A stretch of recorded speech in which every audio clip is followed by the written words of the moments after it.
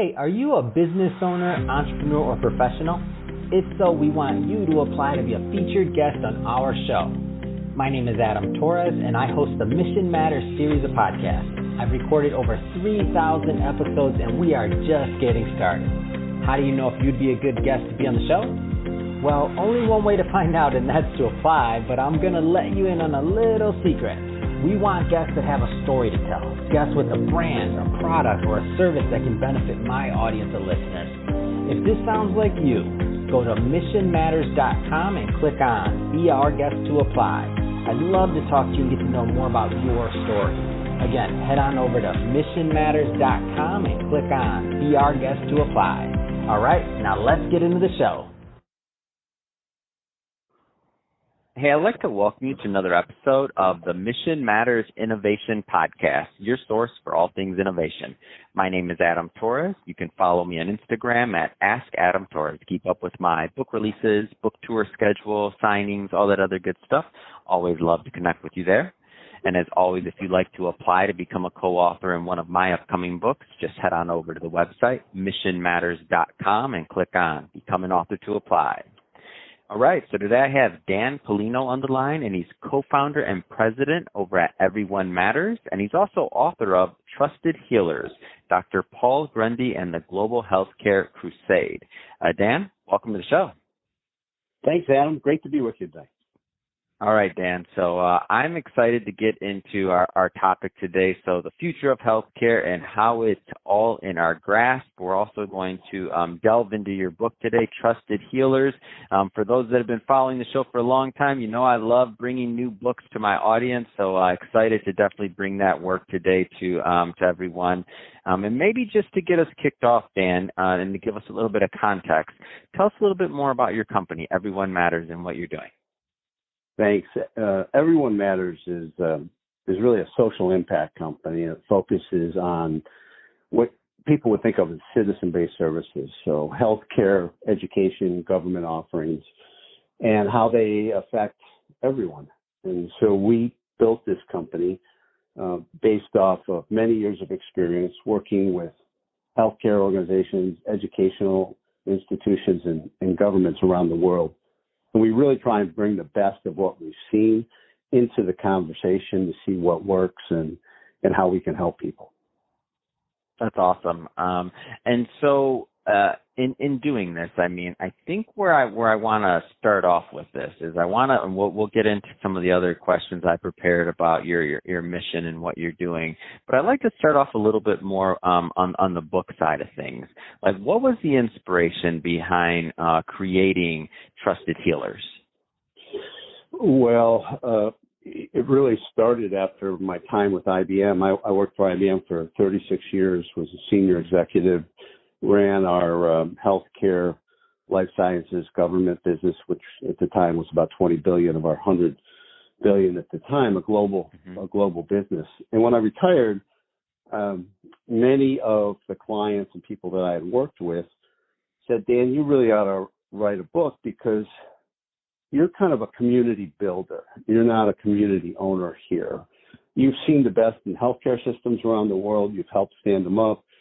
You've helped health insurance companies. You helped life sciences companies. You've been on the front end of the digital revolution.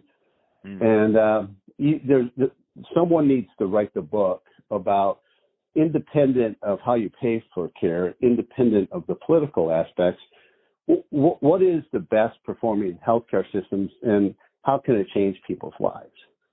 And with that as encouragement, I decided to take them up on that and write a book. And we went and interviewed 40 people around the world. My friend Patrick Kennedy, Congressman Kennedy, wrote the foreword to the book on mental and behavioral health and the opioid challenges and many of the key aspects that are facing our communities and people such as that. And off we went to write the book.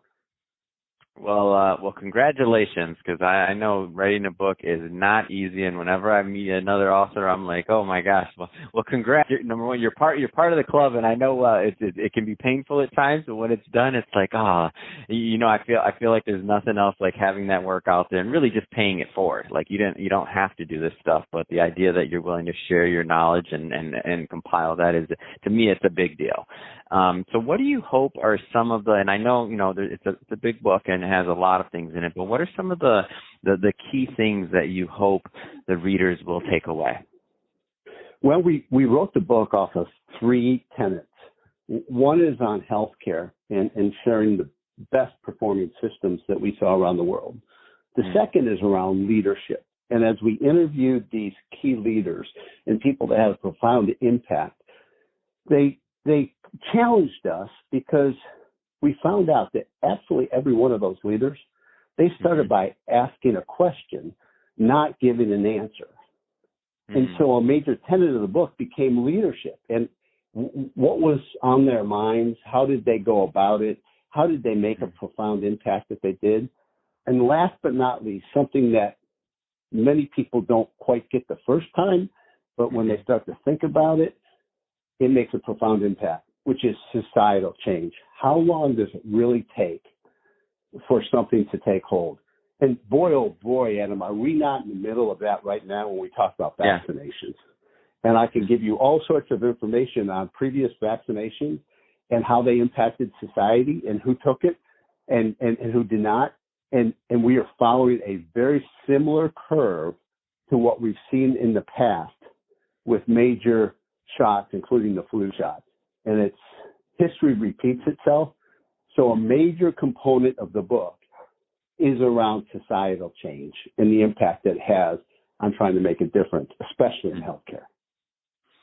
Let's thank you for that, and I think that's definitely a valuable insight. And I want to transition more into just maybe the overall healthcare system. And there's only so much we can do, or in a 20-minute or so podcast. And but I like to tackle what we can, of course. So I'll start off pretty broad. So what do you think are some of the things that are wrong with the current healthcare system? Well, I'll answer that question by telling you what I saw was right in the best performing systems in the world. So when you see the best performing systems, they spend more money on primary care and well care than they do on sick care. Specifically, if you look at countries that have performed better than the U.S., they spend anywhere between 14 and 20 cents on the dollar on primary care and on well care. We only spend 5 to 7 cents on a dollar on primary care and well care. And so your listeners here, the first thing that I would suggest they do is to ensure that they have a relationship with a primary care physician, that they have a doctor that is a trusted healer, a system of care that has the information about their electronic medical record, the medications they take, the surgical procedures they've had, the family history, et cetera. Systems are built today to be able to do that. And if you can have that kind of trusted healer relationship with a primary care doc and a team of care, then you're going to live a much healthier life and be a stronger contributor to society and certainly to your family. So we definitely saw that we as a country in the United States and every country needs to spend more time on primary care and well care, so we don't leave these problems at the doorstep of the emergency room. That makes so much sense. And as you're saying it, I'm thinking to myself, I don't probably have the best relationship with the primary care. You're right, I don't. I fall in that category. Is that kind of a cultural thing, or how do we do that part? Is it education, or is it the education piece? Not asking you to pull the rabbit out of the hat, but I'm looking at myself right now like I'm in that boat. Well, this is why I wrote the book. This becomes the aha moment. This is why Patrick Kennedy said, if you read this book, you'll never think about your health care the same. Let me give you an example, just something that can be in people's minds. So many of us have a health system and participate in a health system where you walk in, they give you the obligatory clipboard, you fill out the pop quiz, you go into a small little room, there's some rustling of papers, a knock on the door, And then a primary care doctor, or an RN or a PA, somebody comes in to talk to you. After a short 10, 15 minutes, you walk out with a prescription for something. Mm-hmm. And so that's sort of like, if you think about the wild, wild west of, a cowboy or cowgirl coming into town, fixing whatever, and then leaving on the horse they came in. Mm-hmm. Where we are today is we are in the race of our life. It's like a NASCAR. We're like a Formula One car. And what we want is a pit crew of everyone wearing our same colors. The RNs, the PAs, the primary care, the specialists, people that help us with nutrition, potentially people that help us think about natural remedies, people that help us with wellness and exercise. And we want that in our pit crew. And we come in when they call us in, when we've got a problem. They tell us it's time for your checkup, come in for your colonoscopy, your mammogram. They have all of our information, and they get us back on that race of our life. And so that's what I think people should think about, is to have that pit crew made up of that continuum of care, healthcare specialists that can help you. And then the trusted healer becomes that system of care, that continuum of care made up of all those specialists that can help you. And that's out there. And that is available for you to find. And people that are in those kind of systems are much healthier, live longer. It costs them less for their care, and they contribute more to the society. How can we provide equal access to citizen-based services like healthcare? I mean, education. Like, how do you see that playing out? Well, there's a number of things. First of all, in the U.S., we have 4 different systems of care. There's the VA, which of course is government-owned hospitals, government-owned doctors. There's Medicare and Medicaid, which is then of course care paid for by the government with supplementals over the top of that. We then have regular just based insurance, private insurance, which actually was given to us from European countries. You and I couldn't go to Switzerland and rent a flat without proving that you have health insurance. And then, of course, there are people that are out there that go alone. There's roughly 30 million Americans, 330 million Americans that decide they're not going to contribute to a health insurance policy or HSA, and they decide that they're just going to go alone and pay whatever they have to pay whenever they have to pay it. Mm-hmm. So the first thing is to recognize where you are and where you get your health care. Now, I do think there's some things that can happen that will give access to more people. And some of these things have been happening. For instance, we can raise the poverty level to allow more of the underserved to qualify under Medicaid. And in many states, that's a state decision. Many states are doing that today to help people that are in the underserved area. And that's all based on a poverty number about how much people make.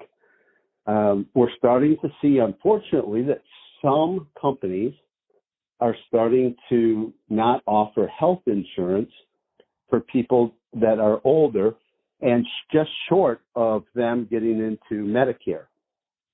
Now, when Medicare and Medicaid came out in 1964, Lyndon Baines Johnson brought that from Canada. That's where the idea came from. Mm-hmm. So people that are familiar with the Canadian system say, why can't we have more of the Canadian-like system? That is Medicare and Medicaid.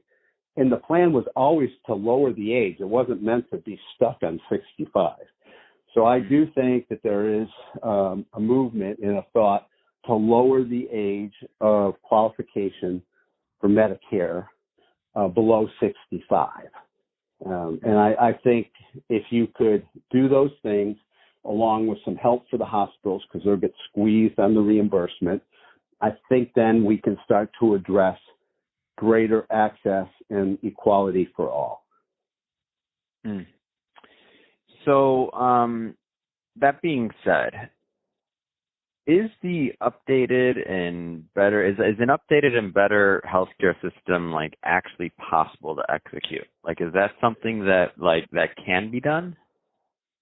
Well, it does start with us. Kind of at the end of the book, I ask whether or not we can be our own trusted healer.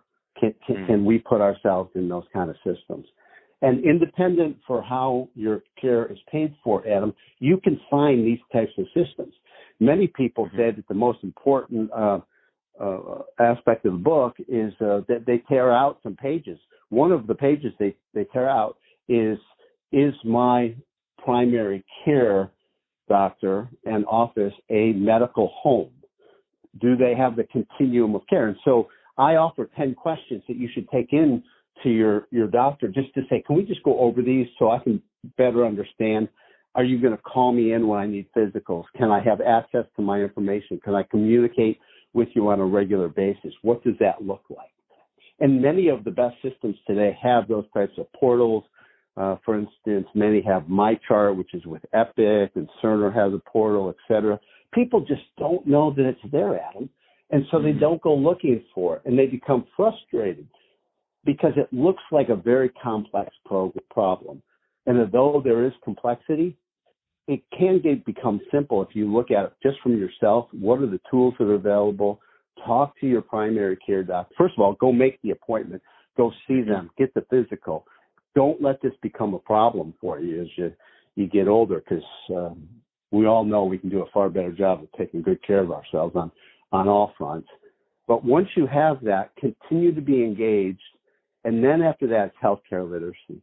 The next generation that comes behind us needs to have a level of healthcare literacy that, quite honestly, we didn't have. I didn't have when I was a child growing up.